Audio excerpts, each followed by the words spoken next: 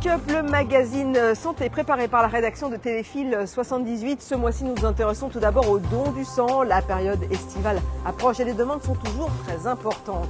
L'association de Montigny, Média Handicap, fête cette année ses 9 ans et elle a notamment comme parrain l'ancien patineur artistique Philippe Candeloro. Et puis une structure de psychiatrie infanto-juvénile inaugurée à Maurepas. Mais tout d'abord, la lutte contre les fraudes à la sécurité sociale. Il existe un service chargé de lutter contre ces fraudes au sein de la CPAM, la Caisse primaire d'assurance maladie. Ce service traite entre 500 à 600 dossiers par an et nous avons suivi un des contrôles. Monsieur, bonjour. Sébastien Gonzalez de la CPAM des Yvelines. Je me permets de vous contacter pour vérifier les documents que vous avez concernant le transport que vous êtes en train d'effectuer. Donc si vous avez la prescription médicale. Ce type de contrôle, Sébastien Gonzalez, enquêteur à la CPAM, en réalise presque quotidiennement aux portes des hôpitaux ou des cliniques. Au programme vérification de la prescription médicale du patient, de la présence du macaron conventionné sur le pare-brise et de la trousse de soins. Des éléments indispensables au remboursement du transport par la caisse d'assurance maladie. Si le taxi, admettons, n'a pas la prescription médicale au moment du transport, on peut faire un refus lorsqu'il nous transmet la facture, par exemple. S'il n'a pas le macaron ou s'il n'a pas la trousse de secours, on peut entamer une procédure conventionnelle. Un taxi conventionné prend en charge les clients et est ensuite remboursé par la sécurité sociale. Pour ce chauffeur, le transport médicalisé représente 30% de son activité quotidienne. Je trouve ça tout à fait normal là, parce qu'il y a beaucoup d'abus et surtout en ce moment on parle beaucoup du trou de la sécu, donc non, il n'y a pas de souci là-dessus. Après il y a des règles à respecter, il y a une convention qui est signée avec la sécu, à partir du moment où on la respecte, il n'y a pas de souci, quoi. Depuis 2011, le service de lutte contre les abus et les fraudes est centralisé dans cet espace.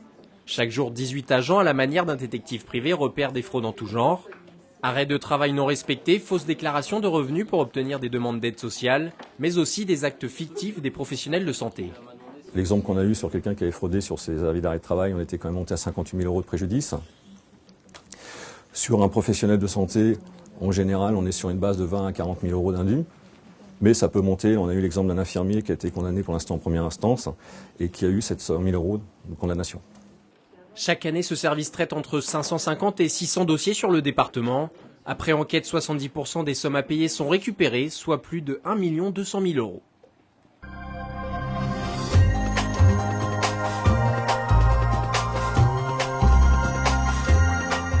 Les progrès de la médecine et l'allongement de l'espérance de vie font que les besoins en don du sang ont progressé de 10% depuis 5 ans. Et pourtant, le nombre de donneurs est lui resté stable. Alors un chiffre, par an, en Ile-de-France, 500 000 dons du sang sont nécessaires et seulement 300 000 sont collectés. D'où l'importance évidemment de donner son sang et nous avons suivi une collecte mobile à Maurepas. Devant un centre commercial à Maurepas, Michael Almas vient donner son sang pour la première fois. Dans la salle d'attente, il remplit un questionnaire avant d'être reçu par un médecin pour un entretien couvert par le secret médical. Ce dernier va déterminer si Michael est autorisé à donner son sang et la quantité qu'on va pouvoir lui prélever en fonction de son poids et de sa taille. Pour le jeune homme, ce sera 480 ml, le maximum. Là, je suis passé devant et puis j'avais jamais donné. Et puis ma copine m'a dit c'est l'heure, donc on allait faire nos achats et puis j'ai donné. J'ai toujours voulu le faire mais jamais eu l'occasion et puis voilà. Comme j'ai pas peur des aiguilles, voilà. Une fois le prélèvement terminé, la poche de sang est récupérée et traitée dans les 12 heures. Elle va d'abord subir des analyses biologiques précises. On vérifie votre groupe sanguin, votre numération formule sanguine, donc votre taux de globules rouges, globules blancs, etc. Et au niveau des maladies, on vérifie le VIH, les hépatites et la syphilis. Si jamais il y avait quelque chose d'anormal, on vous envoie un courrier sous 15 jours. Sinon, c'est que tout va bien et que votre sang est donné. La poche de sang de Michael sera transférée sur des sites de production et divisée en plaquettes, plasma et globules. Donner son sang, un geste qui prend une dizaine de minutes, rapide et sans douleur, surtout indispensable. Des groupes sanguins sont plus recherchés que d'autres, O- et AB, mais en réalité, il existe 33 systèmes génériques différents dans le sang. On ne sait jamais de quoi on peut avoir besoin dans la vie, on peut en avoir besoin nous-mêmes.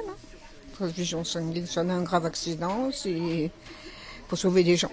Le sang est un médicament unique parce qu'il ne peut être fabriqué que par nos frères humains et qu'il sert principalement aux urgences, bien entendu, mais aussi à permettre les chimiothérapies chez tous les malades qui souffrent de cancer ou de leucémie. Alors, Les besoins de sang en Île-de-France sont de l'ordre de 1500 traitements par jour. Actuellement, on est largement en deçà de cette entrée quotidienne de dons. Quant à Michael, on le retrouve en fin de collecte à la pause collation. Pour une première, bilan ? Ça s'est très bien passé, donc je pense que je recommencerai. Les hommes peuvent donner au maximum 6 fois leur sang dans l'année, 4 fois pour les femmes.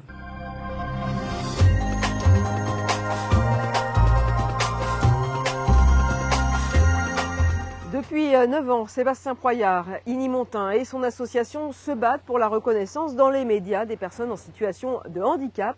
Sébastien Proyard vient de fêter cet anniversaire à Paris en compagnie d'un des parrains de l'association, Philippe Candeloro. Je crois que je suis dans le chemin.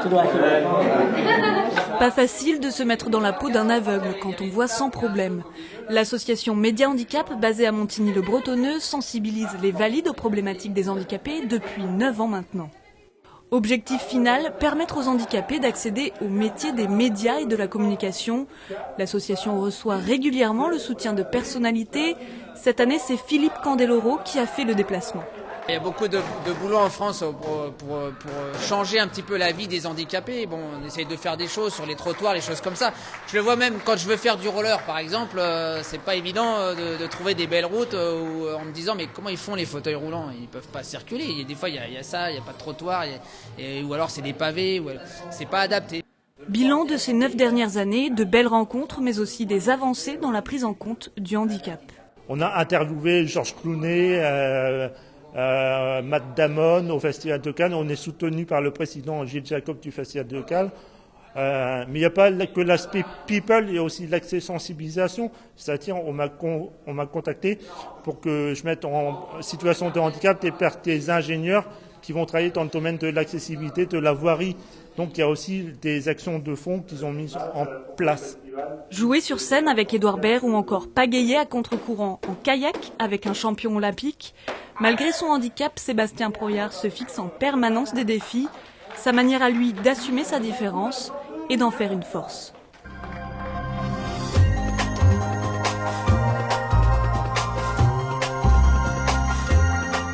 Un nouveau centre de psychiatrie infanto-juvénile inauguré à Maurepas. Le site dépend du centre Charcot de Plaisir.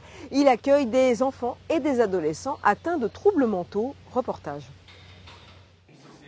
Après celle de Rambouillet il y a 1 an, le centre hospitalier Jean-Martin Charcot de Plaisir a inauguré une nouvelle structure de psychiatrie infanto-juvénile en plein centre-ville de Maurepas. Elle regroupe l'ancienne structure de Maurepas, plus la structure de la Verrière qui a été rapatriée ici pour fusionner les équipes et donner un plateau technique mieux équipé et plus agréable aux enfants. Au total, 1000 enfants et adolescents atteints de troubles mentaux qui sont accueillis tout au long de l'année pour des consultations ou des ateliers thérapeutiques. Pour prendre en charge leur pathologie, 5 médecins pédopsychiatres et une trentaine de personnel médical, dont un nouveau psychologue à mi-temps. Ces nouveaux locaux aménagés sur 600 mètres carrés sont considérés comme un atout. En plus, on a un mobilier qui est adapté, donc tout est sur roulette, on le pousse, on peut mettre dans les couloirs, on exploite le sol si on veut. L'atelier lumineux permet aussi d'utiliser plus de matériel et de développer des projets avec les adolescents, des projets parfois étonnants. C'est peut-être le seul endroit ici où ils savent que c'est pour eux et qu'ils vont pouvoir amener leurs projets comme ils veulent et que les gens travaillent avec eux à leur service. On leur fait faire des armes en carton, des cartons de récupération, pour tirer des élastiques par exemple et leur apprendre ainsi à maîtriser la violence. Ce pôle de pédopsychiatrie concerne 90 communes qui s'étendent de Saint-Quentin-en-Yvelines jusqu'à Rambouillet.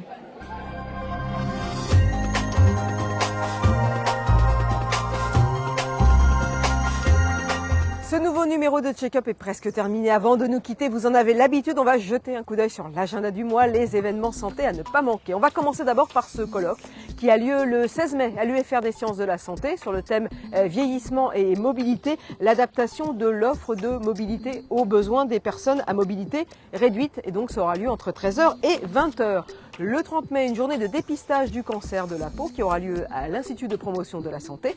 C'est à Trappes. Les 1er et 2 juin, une opération de dépistage du diabète à l'occasion du défi nature. Et ça se passera à la base de loisirs de Saint-Quentin en Yvelines. Et puis enfin, du 5 au 8 juin, le traditionnel Forum Santé orchestré par l'IPS. Il y aura lieu au centre commercial régional Espace Saint-Quentin. Voilà, ce nouveau numéro de Check-up est maintenant terminé. Merci de votre attention. Je vous donne rendez-vous le 7 juin pour une nouvelle émission. D'ici là, portez-vous bien.